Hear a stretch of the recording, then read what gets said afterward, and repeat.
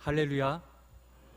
무더위를 물러가게 하시고 여전히 주님 앞에 9월의 첫 주일을 예배하게 하신 것 하나님의 은혜인 줄로 믿습니다. 여러분, 지난주 말씀이 기억나십니까? 17살 된 이 요셉이 품은 그 꿈을 몇 년 만에 이루게 되었다고 했습니까? 30세니까 13년 만에 이루게 되었습니다. 그 결과로서 어떻게 되었습니까? 요셉의 가족 70명을 구원하고 생명을 얻게 된 것이죠. 나아가 이는 곧 이스라엘 민족을 구원하는 귀한 위대한 역사가 되었던 것입니다. 여러분, 우리 교회에도 우리 윤지아 장로님 여기 연세가 있으시지만 함께 예배 드리는데 신방 갈 때마다 자부심을 가지고 말씀하시는 바가 있어요. 목사님, 우리 가정에 하나님이 은혜를 주셔서 자손이 무려 35명입니다.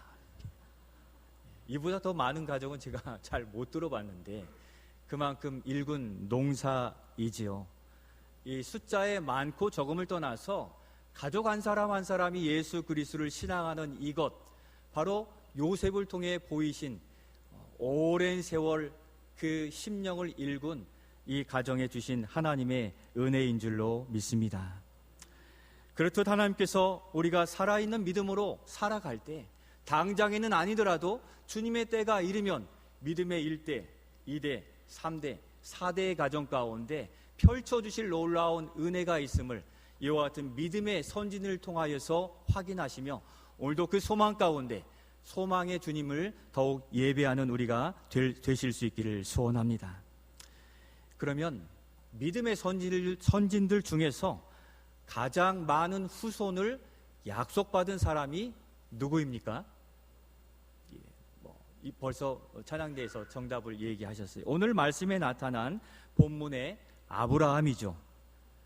그에게는 하늘의 별과 같이 바다의 모래수만큼 자녀를 허락하신다 하셨는데 지금 돌아보니 다 이루어지게 된 것을 믿음의 눈으로 확인하는 믿음의 안목이 있는 우리가 될 수 있기를 소원합니다. 아브라함의 한 가정을 통하여서 어떻게 하셨습니까? 민족을 구원하는 열국의 아버지가 되게 하셨다는 것입니다.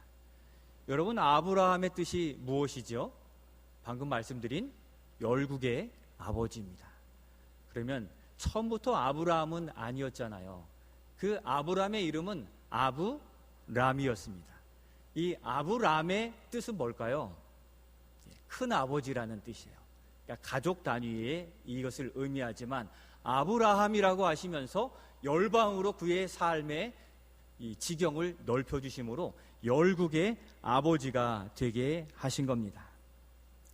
오늘 이 아브람을 아브라함 되게 하신 그 하나님의 번성하고 번창케 하시는 이 놀라운 은혜의 비결이 어디에 있는지 이 아브라함의 삶을 조명하면서 그 은혜로 우리의 가정과 우리의 교회 공동체의 부흥과 번성함의 은혜를 소망하며 은혜를 누리는 이 시간이 될 수 있기를 소원합니다. 그러면 그렇게 번성하는 은혜를 누리는 비결은 무엇이었습니까? 첫 번째, 우리 같이 한번 읽겠습니다. 시작. 결단하고 준행하는 삶을 살았습니다. 결단하고 그 결단을 실제 삶에서 이루어내므로 그 은혜를 누리게 되었는데 4절 말씀에 그와 같은 결단이 기록되어 있습니다. 4절 말씀 같이 읽겠습니다. 이에 아브라함이 여호와의 말씀을 따라갔고 롯도 그와 함께 갔으며 아브라함이 하란을 떠나 75세였더라. 아멘. 노란색으로 써 있는 여호와의 말씀을 아브라함이 따라갔다라고 합니다. 이 따라가다라는 이 원어는 와일레크인데 간단 명료합니다. 그리고 그가 갔다. 아주 단순하죠. 그런데 여기에 이 하나님의 놀라운 은혜를 누리는 비결이 있게 되는 겁니다. 그리고 그가 갔다. 무엇을 따라서요? 하나님의 말씀을 따라서, 명령을 따라서 갔다는 겁니다. 어떠한 의심이나 거리낌이 없이 단호한 결단과 순종으로 행했던 것을 우리로 알라, 보게 하시는 단적인 단어가 되는 것입니다. 여호와의 말씀을 순종하였는데 그 명령이 무엇이었습니까? 1절에 보니까 너의 고향 또 친척 아버지의 집을 떠나 내게 보여줄 땅으로 가라 하시는 말씀이었습니다. 여러분, 쉬운 게 아니잖아요. 집을 떠나 연고도 없는 곳에 가서 살라 하실 때 여러분 그렇게 하실 수 있습니까? 지금까지 쌓아놓은 인맥, 배경, 명성 아무것도 인정해주지 않는 그 땅으로 가라 하면 갈 수 있는 사람이 몇 명이나 되겠습니까? 사실 어렵다고 보아야 되는 것입니다. 실제 제가 미국에 유학 가서 만난 분들의 많은 분들이 이 한국 땅에서 사업에 실패하거나 또 마음의 상처를 입거나 또 어려운 지경에서 마지막 그 꿈을 여기서 이뤄보자, 아메리칸 드림이 거기서 나온 거죠. 그렇게 조국을 떠날 만큼 어려움이 있어서 온 사람들이 굉장히 많았다는 것입니다. 그런데 오늘 아브라함은 어떻습니까? 자신의 터전이 든든한 그곳을 버리고 떠나라고 하니 얼마나 갈등이 심했고 고민이 심했겠습니까? 쉬운 게 아니었었던 것입니다. 우리가 타향으로 갈 때에는 부득이하여 어려운 상황을 이겨나가고자 결심할 때 가는 것인데 쉽지 않은 것인데 1절 말씀 어떻게 가라고 하시는지 다시 확인하며 한 번 더 읽겠습니다. 시작. 여호와께서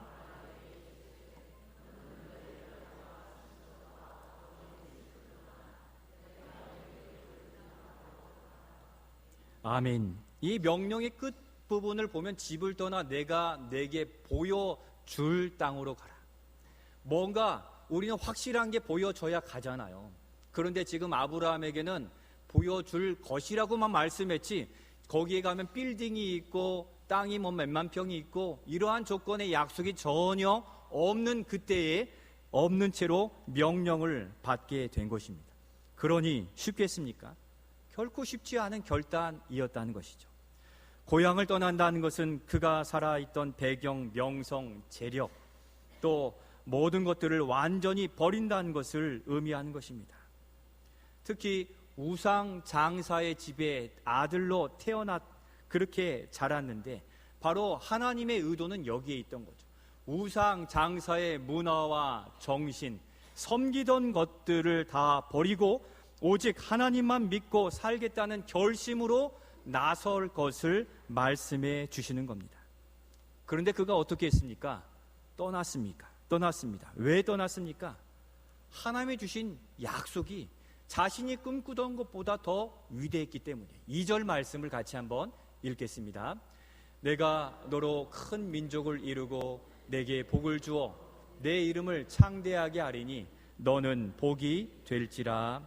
아멘. 실제 믿음으로 결단하고 나아갔을 때 하나님은 과정에 어려움들이 있었지만 견디어 이겨내게 하시고 실제 그 민족을 이루게 하시고 또 그 이름을 창대하게 하여 오늘날도 믿음의 조상이요 열국의 아버지라는 칭호로서 이렇게 살게 된 것입니다. 사실 아브라함은 처음부터 믿음이 좋았던 사람이 아니죠. 우상 장사의 집에 살았으니 얼마나 그 우상 섬기는 일들에 푹 빠져 있었겠습니까? 각종 제사의 예법, 태도, 재물 또 그로 인해서 들어오는 수입이 적지 않다는 것을 그는 알고 있었던 사람이었습니다. 그런 아브라함이 되는 이러한 믿음은 어디서부터 나게 된 것입니까? 지난주 요셉이 하나님의 꿈을 소홀히 여기지 않고 살아간 것처럼 오늘 본문의 아브라함이 여호와의 말씀을 그가 가지는 인생 비전보다 더 귀한 것으로 여겨 붙잡고 따라 나아갔기 때문입니다. 바로 그가 여호와의 말씀 앞에 즉시 결단하고 행함이 이와 같이 아브라함이 되는 시작이 되었다는 것을 기억하실 수 있기를 소원합니다. 아브라함이 열국의 아버지라는 이름에 걸맞는 삶을 살 수 있었던 것은 하나님의 말씀을 붙들고 그가 삶의 예배자로 전적으로 하나님께 모든 것을 맡기고 살아갔기 때문입니다. 우상 장사의 가정에서 자랐으나 하나님께로 순복한 그 결단의 시점이 무엇입니까? 그 아브라함에게는 삶의 터닝 포인트, 인생의 전환점이 되고야 말았다는 것입니다. 그 결심과 믿음이 결코 헛된 것이 아니었습니다. 작심삼일의 결단으로 한번 그럼 믿어볼까? 그러한 결단이 아니라 평생 하나님의 종이 되었습니다. 그 증거가 오늘 그 결단이 헛되지 않았다는 것을 오늘 본문에서 증거로서 기록해 두고 있는데, 우리 7절 말씀, 8절 말씀을 읽으면서 그가 가는 모든 곳에서 무엇을 했는지 한번 살펴보겠습니다. 7절로 8절입니다. 여호와께서 아브라함에게 나타나 이르시되 내가 이 땅을 내 자손에게 주리라 하신지라. 자기에게 나타내신 여호와께 그가 그곳에서 제단을 쌓고, 8절입니다. 거기서 베델 동쪽 산으로 옮겨 장막을 치니 서쪽은 베델이요 동쪽은 아이라. 그가 그곳에서 여호와께 제단을 쌓고 여호와의 이름을 부르더니 아멘. 그는 그가 가는 모든 곳에서 예배를 드렸습니다. 공통적으로 아브라함이 지금 이사를 가는 거예요. 베델 동쪽 산으로 옮겼습니다. 이사 가는 것이. 이사 가는 곳곳마다 그가 행했던 7, 8절에 나타난 공통된 행위는 무엇이었습니까? 여호와께 제단을 쌓는 거죠. 제단을 쌓는다는 것은 무엇입니까? 제가 여기서도 우리를 지키시는 하나님을 믿고 살겠습니다 하는 믿음의 행위인 것이죠. 어디를 가나 하나님이 나의 하나님이 되심을 믿는 그 표현은 이 예배, 제단을 쌓는 것을 것이라 나타내 보여주고 있습니다. 곧 이 아브라함에게 갈대아 우르 고향 땅을 떠나면서 그가 결심한 그것이 어디를 가나 흐트러지지 않았다는 것을 우리에게 보여주는 것입니다. 그 우상을 다 버리고 이제는 하나님께 내 인생을 맡기고 하나님이 전부입니다 하는 믿음의 모습으로 살아갔다는 것을 더욱 우리에게 보여주고 있습니다. 사랑하는 성도 여러분, 이러한 확고한 신앙으로 살아가시는 우리 모두가 되실 수 있기를 소원합니다. 요란한 소리가 있고 세상 이것을 붙들어야만 살 수 있다는 이 일들에 혹하여서 여기 가면 조금 부끄럽고 여기 가면 나중에 하고 하는 핑계대는 믿음이 아니라 가는 모든 곳에서 제단을 쌓은 아브라함처럼 바로 가는 그 곳곳마다 하나님 여기서도 동행해 주십시오, 하나님 여기서도 믿고 따르겠습니다 하는 예배하는 삶의 예배자가 우리 모두가 되실 수 있기를 소원합니다. 그렇게 결단하고 그곳에서 하나님을 찾고 부르짖는 자를 하나님이 외면하시겠습니까? 사실 우리가 생각해 보면 왜 저만 힘들고 저만 안 되는 것 같고 왜 그렇습니까? 라고 반문할 때는 당장이 안 되는 것처럼 보이지만 사실은 언제부터 그 증상이 나타난 것입니까? 벌써 수개월 전부터 우리가 하나님이 아닌 세상에 무언가에 쏙 빠져 있었기 때문에 지금의 어려움이 나타나는 것이지, 하나님이 당장이 지금 미워서 막 벼락을 내리고 어려움을 주시는 게 아니잖아요. 이미 수개월 전, 1년 전부터 우리 신앙의 모습이 삐뚤어지고 왜곡되어져 가고 있었기 때문에 그처럼 하나님을 예배한 일들의 즐거움이 떨어졌고 또 하나님 앞에서 원망한 일들이 이제서야 나타나게 되는 것을 기억하셔서 오늘 우리가 미워서가 아니라 오래전부터, 아니 어제부터 우리가 하나님을 소홀히 여김으로 하나님이 우리에게 사인 주신다는 것을 기억하여 다시 한번 이 아브라함처럼 확고한 결단의 믿음으로 나아가시는 우리 모두가 되실 수 있기를 소원합니다. 이러한 확고함의 이 일들이 이 행함을 통해서 믿음이 더 견고해진다라고 성경은 말씀해 주세요. 주신 은혜를 누리는 일들은 간직하는 게 아니라 행함으로 그것을 나타내 보여야 되는데, 야고보서 2장 22절 말씀을 같이 한번 읽으며 확인해 보겠습니다. 같이 읽겠습니다. 내가 보거니와 믿음이 그의 행함과 함께 일하고 행함으로 믿음이 온전하게 되었느니라. 아멘. 우리의 믿음은 아브라함처럼 결단하고 준행하고 순종할 때 그것이 온전해지고 거기서 풍성한 은혜를 누릴 수 있게 된다는 것입니다. 여러분, 주일 성수, 11조, 기도생활, 봉사생활, 오늘 우리에게 주신 이 말씀에 어디까지 어떻게 순종하고 계십니까? 이 일들에 철저히 온전한 신앙생활을 이루어갈 때 그 날마다의 은혜의 순도, 오늘 기도하신 장로님이 더 깊은 은혜를 말씀하셨는데, 우리가 이와 같이 온전한 이 성경의 신앙생활을 유지해가고 지켜갈 때 우리는 더 깊은 은혜를 누릴 수 있게 된다는 겁니다. 예수 그리스도를 믿고 하나님만을 믿고 살겠습니다 고백했습니다. 거기에 뒤따르는 믿음의 신앙의 모습들은 여러분 지금 어떠한 상태입니까? 11조 주님께 드리려니 하나님, 이 코로나 시대에 조금만 봐주세요. 또 이렇게 봉투에 다 세어서 넣다 보니 너무 많은 것 같다는 인간적인 마음이 들 때도 있어요. 하나님이 여기서 조금만 더 하면 우리의 생활이 조금 넉넉해지는데요. 이러한 인간적인 생각으로 우리의 신앙생활에 지켜왔던 기준선들이 무너질 때 어떤 일이 일어나는 것입니까? 영적으로 병이 들게 되는 거죠. 오늘 이 아브라함, 믿음에는 약한 하나님이 약속하신 그 명령을 따라 결단하고 준행했을 때 이와 같이 아브라함이라는 열국의 아버지, 또 모든 자손들의 복이 되는 놀라운 은혜를 누리게 된 이 사실을 기억하여 오늘 조금 약해진 우리의 신앙의 모습들을 더욱 굳게 세워가기를 결단하시는 우리 모두가 되실 수 있기를 소원합니다. 주일 성수, 여러분 경제 논리로 하면 나가서 일해야 되잖아요. 왜 여기 모여 있습니까? 주님 앞에 예배하는 이 복된 주일이 일주일에 6일보다 더 귀하고 더 채워지고 고침받는 은혜가 있기에 바로 우리가 하나님을 향하여 예배하고 바로 이 자리에 예배드리는 것을 아깝지 않고 그렇게 예배하는 우리 모두가 되는 줄로 믿습니다. 우리는 이미 결단한 일들을 잘 준행하고 가고 있습니다. 이 복된 주일 좀 쉬고 싶은데도 나와 예배하는 것, 이미 우리 안에 결단이 이루어지고 있기에 여러분 우리는 아브라함처럼 할 수 없어요 라는 믿음이 아니라 아브라함보다 더하여 1년 내내 하나님을 예배하니 이보다 더한 믿음이 어디 있습니까? 오늘 주님 앞에 주일을 성수하여 예배하는 우리 모든 사람들에게, 성도들에게 하나님의 크신 은혜가 충만히 임하여 질 줄로 믿습니다. 하나님은 그들을 사랑하시잖아요. 그래서 은혜를 그렇게 공급해 주시는 것인데, 큰아버지 아브라함이 열국의 아버지 아브라함이 된 것처럼 우리에게도 하나님은 놀라운 은혜를 베풀어 주셨다는 것입니다. 창세기 17장에 하나님께서 마침내 그 이름을 아브라함에서 아브라함으로 바꾸어 주셨습니다. 아브라함은 그의 이름에 걸맞는 삶을 살아냈습니다.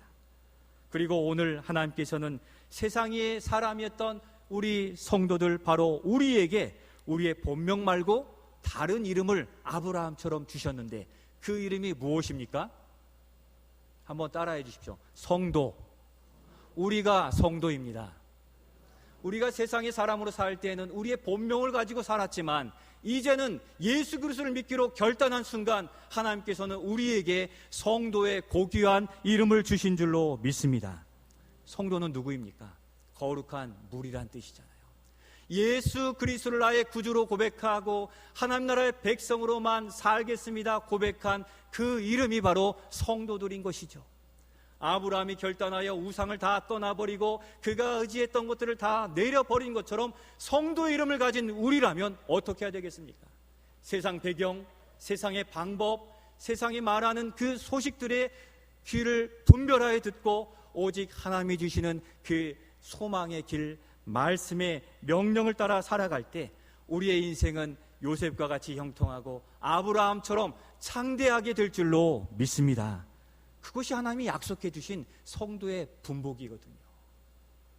우리가 할당되어져 있는 양은 그래도 누려야 되지 않겠습니까?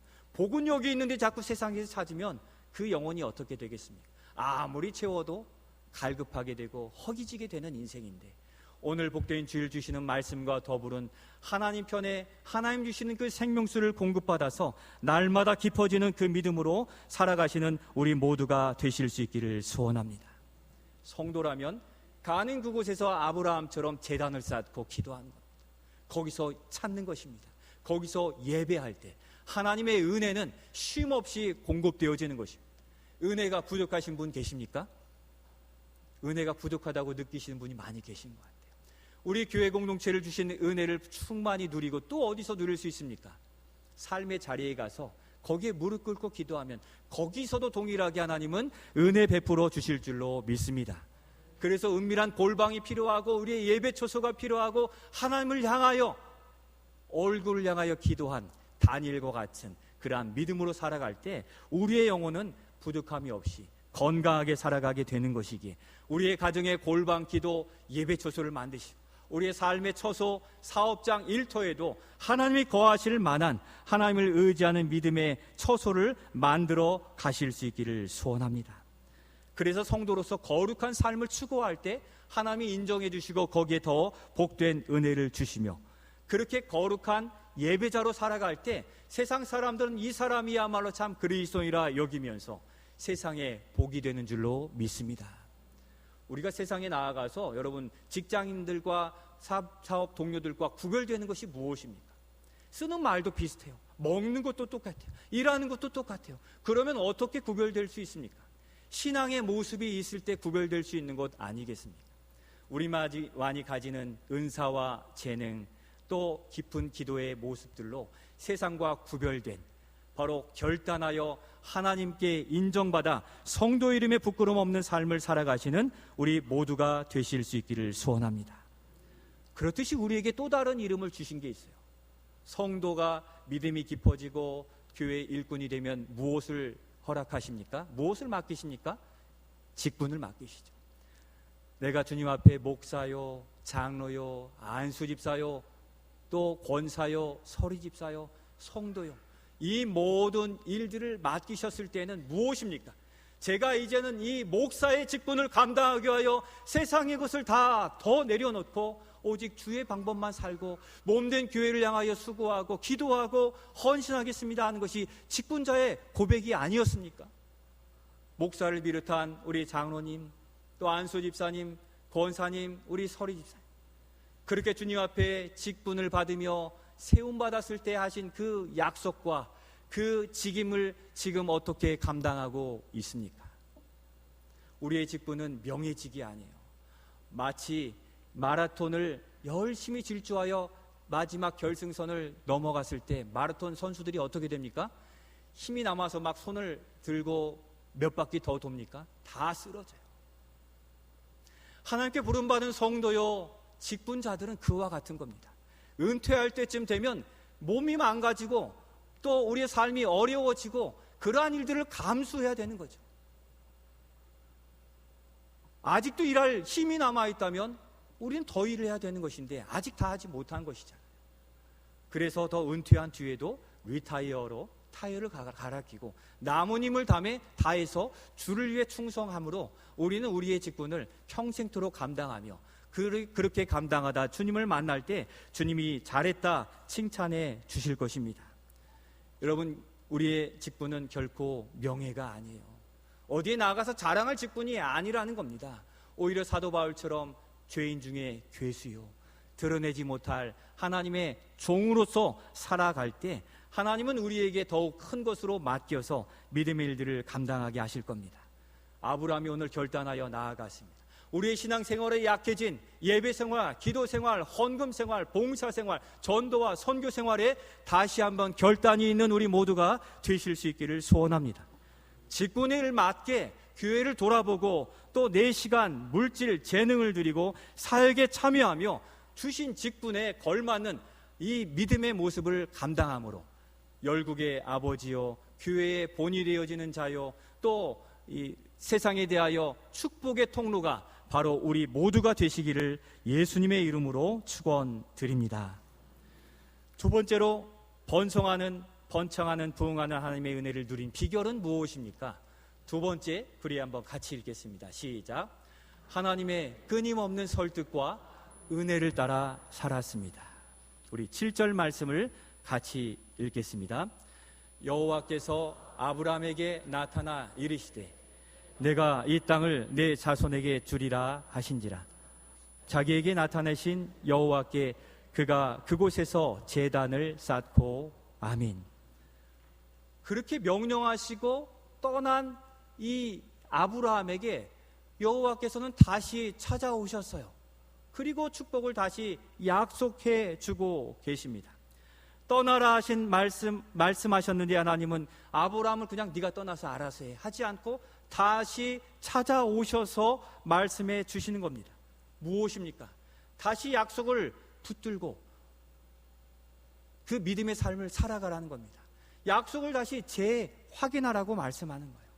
세상의 것을 부러워하지 말고 하나님의 것을 확인하고 살라는 것입니다. 곧 하나님은 그에게 우격다짐하여서 대하지 않으시고 설득하시는 모습을 우리에게 보여주시는 겁니다. 창세기 15장에 하나님께서 다시 아브라함에게 또 나타나셨습니다. 그때는 이렇게 말씀하세요. 내 종이 상속자가 아니라 내 몸에서 날 자가 상속자가 되리라 라고 말씀하셨습니다. 그러면서 그에게 그와 같은 약속을 지키는 자에게 주시는 복을 그에게 보이셨는데, 우리 창세기 15장 5절 6절 말씀을 같이 읽으며 그와 같이 결단으로 나아간 자 아브라함에게 주신 복이 무엇인지 확인해 보겠습니다. 시작. 여호와께서 아브라함에게 나타나 이르시되 내가 이 땅을 내 자손에게 주리라 하신지라. 자기에게 나타내신 여호와께 그곳에서 아멘. 그리고 나서 하나님께서는 그를 이끌고 밖으로 나가서 하늘에 수많은 별들을 보여주셨습니다. 네 자손이 이와 같으리라고 말씀하세요. 뭇 별과 같이 많으리라 말씀하시는 것. 어떠한 의미입니까? 저는 왜 이렇게 한번 말씀하셨는데 아브라함에게 자꾸 찾아오셔서 계속 말씀하실까? 이것이 무엇일까 궁금했어요. 하나님은 아브라함을 노심초사하여 설득하신 겁니다. 그리고 아브라함은 그것을 거절하지 않고 믿고 따라간 것입니다. 그래서 하나님을 믿으니 그것을 의로 여기셔서 하나님의 친백성 여호와의 일꾼이 될 수 있었던 것입니다. 또 창세기 17장에 보면 또 찾아오세요. 상속자를 주시겠다고 하셨는데 이 아브라함의 마음에는 여의치 않았던 것 같아요. 몇 세에 찾아오셨는데 99세에 찾아오셔서 네 종의 아들이 상속자가 되지 아니하고 너에게서 아들이 태어날 것이라고 이야기했더니 아브라함이 어떻게 합니까? 하나님, 제 나이가 몇입니까? 99세에 무슨 자녀를 볼 수 있겠습니까? 하면서 성경을 보면 아브라함이 엎드려 웃었다라고 기록합니다. 하나님의 명령을 그렇게 결단하고 나왔지만 어떻습니까? 자신의 형편과 상황을 보니까 안 될 것 같은 거예요. 그 말씀에 의문이 생기고 벌써 놓아버린 지 오래되었다는 거죠. 그러나 우리 하나님은 한번 하신 말씀을 결코 취소하지 않고 반드시 행하시는 하나님이신 줄로 믿습니다. 우리를 구원하시겠다고 하셔서 우리를 구원해 내셨잖아요. 하나님은 내 씨를 통해서 상속자가 날 것이라고 다시 확인해 주시는 겁니다. 무엇입니까? 흐트러진 믿음, 하나님을 신뢰하지 못하는 믿음을 다시 설득하시고 또다시 말씀하셔서 그 말씀대로 살아갈 것을 계속 말씀하세요. 이어진 18장에 보면 이제 사라도 마찬가지예요. 그 이야기를 들었을 때 사라에게 하나님이 화내세요. 사라야, 왜 웃느냐? 이미 말씀에 이야기했고 또 명령했는데 왜 웃느냐? 그러시면서 창세기 18장 14절에 여호와께 능하지 못한 일이 있었느냐라고 물으십니다. 우리 하나님은 믿음으로 살아가는 일이 결코 넘어지는 길이 아니고 가장 행복한 길이고 구원의 길인 것을 우리에게 말씀하신 줄로 믿습니다. 그럼에도 불구하고 우리는 때때로 저는 왜 이러한 상황이 어렵습니까 하면서 자꾸 이스라엘 백성들의 모습으로 나아가려는 이 일들을 나타내 보일 때가 참 많이 있습니다. 그럴 때마다 주님은 우리에게 찾아오셔서 날마다 끊임없이 말씀하심을 기억하시기를 바랍니다. 우리가 귀를 닫고 세상의 귀를 열어서 그렇지 하나님은 오늘 이 시간을 통해서도 말씀하시고 각종 공예배와 우리의 말씀 읽기와 성경 통독과 필사와 또 우리의 말씀 묵상을 통하여 하나님은 여전히 끊임없이 말씀하시는 줄로 믿습니다. 그렇기에 우리가 하나님께 귀를 기울이지 않는다면 하나의 말씀을 들을 수 있습니까? 없습니까? 없습니다. 세상에 더 귀가 밝은데 어떻게 하나의 말씀이 들려요? 구약시대에 하나님이 찾아오셔서 일일이 말씀하셨다면 이미 모든 언약을 예수 그리스도를 통하여 이루셨기에 이제는 우리가 아브라함이 가는 곳곳에서 제단을 쌓고 귀를 기울인 것처럼 이제는 우리가 주님께 귀를 기울이지 않으면 하나님의 은혜를 누릴 수 없다는 이 두려운 이 하나님의 말씀의 의미를 되새기시면서 우리가 하나님 앞에 어떻게 더 귀를 기울여 그 뜻을 헤아려 살아갈 수 있을지 이 아브라함을 통하여 우리의 삶을 새롭게 결단하고 고쳐 나아가시는 우리 모두가 되실 수 있기를 소원합니다. 이 아브라함이 믿음이 참 좋은 것 같은데 사실은 그렇지 않았어요. 그러니까 하나님은 자꾸 찾아가서 설득하신 거죠. 하나님께서는 이 아브라함을 눈동자처럼 노심초사 살펴보신 겁니다. 아브라함이 성경에 이 부끄러운 이야기 두 가지를 기록해 두었습니다. 무엇입니까? 자기 아내 사라를 누이라고 거짓말한 일화를 2번이나 기록해 두셨어요. 애굽왕 바로 앞에 가서 이 새로운 민족이 오니까 다 죽일 것 같으니까 어떻게 합니까? 자기 아내를 누이라고 여겨서 바로왕에게 보내요. 또 두 번째로 그랄 지역에 아비멜렉 왕에게 가서도 또 자기가 죽을 것 같으니까 가족을 희생해요. 아내 사라를 누이라고 또 이야기하네요. 그렇게 보냈을 때 하나님이 꿈에 애굽 왕 바로와 아비멜렉이 나타나셔서 내가 이 여인을 왜 범하냐, 내가 이 일로 인하여 죽을 것이다 라고 경고하셨을 때 이 왕들이 번쩍 잠에서 깨어서 아브라함 불러 왜 거짓말했느냐고 세상에 부끄러움을 당해요. 그러니 하나님께서 아브라함을 쫓아다니시지 않을 수 없었던 것이죠. 그래서 찾아가셔서 날마다 설득하신, 오늘도 믿음으로 살아라, 너를 통해서 자손을 주시고 내가 창대하게 될 것이라고 자꾸 확인시켜 주시면서 믿음으로 살아갈 수 있도록 하나님께서 기회를 주시는 것입니다. 여러분, 아브라함이 믿음이 좋아서가 믿음의 아버지가 아니에요. 하나님의 은혜 때문에 아브라함이 믿음의 아버지가 된 줄로 믿습니다. 하나님이 그처럼 찾아가셔서 설득하시고 깨닫게 하시고 또 막아주시고 보호해 주심으로 그가 믿음의 선진이 된 것이지 그의 능력이 탁월해서가 아니에요. 그의 결단도 더 깊이 들어가 보면 누가 그 결단을 하게 하셨습니까? 하나님께서 결단하여 고향을 떠나게 하신 것, 믿음의 눈으로 바라볼 수 있기를 소원합니다. 오늘도 주님은 우리에게 말씀하시고 우리를 오늘도 설득하세요. 그 일들에 조금 관심을 놓고 여기 나에게 오라. 주님이 그렇게 설득하셔서 여기 겨우 오게 되신 분도 아마 계시지 않겠습니까? 그러나 여기 하나님 천국 백성의 천국 잔치에 들어온 이상 하나님은 우리를 고쳐주시고 더 큰 은혜를 베풀어 주실 줄로 믿습니다. 우리가 아브라함보다 믿음이 좋다고 말할 수는 없잖아요. 여기에서 그렇게 결단하고 나아가는데 세상에 다시 텐트를 쳐요. 거기에는 주님은 모를 것이야 라고 여기며 주님 없이 세상과 연락하는 그 텐트를 자꾸 치려고 하는 것이 우리의 본성이라는 거죠. 그럼에도 불구하고 오늘 여기 우리는 그 모든 죄악을 회개하고 다시 주님 앞에 나올 수 있는 것, 하나님의 은혜 때문에 여전히 하나님의 백성으로 살게 되는 줄로 믿습니다. 믿음의 조상 아브라함도 그 거짓말한 일들에 하나님이 심판하지 않으시고 거기서 용서하시고 보호하신 것에 대하여 성경은 무엇이라고 말씀하십니까? 시편 32편 1절 말씀을 같이 한번 읽겠습니다. 허물의 사함을 받고 자신의 죄가 가려진 자는 복이 있도다. 아멘. 이것이 우리 인생인 줄로 믿습니다. 바로 우리 자신이 누린 복인 줄로 믿습니다. 우리는 주님에 대하여 늘 대적하고 멀리하는 허물과 죄를 범하는 인생인데 하나님은 그 모든 것을 다 사하여 주시고 여전히 오늘도 하나님의 백성으로 살 수 있도록 도우셨는데 죄가 가려진 자는 복이 있다 하심에 우리가 그처럼 은혜 누린 자가 된 줄로 믿습니다. 성도 여러분, 하나님은 택한 백성을 어여삐 여겨주십니다. 조금 잘못하였더라도 세상의 사람들과는 달리 대우하세요.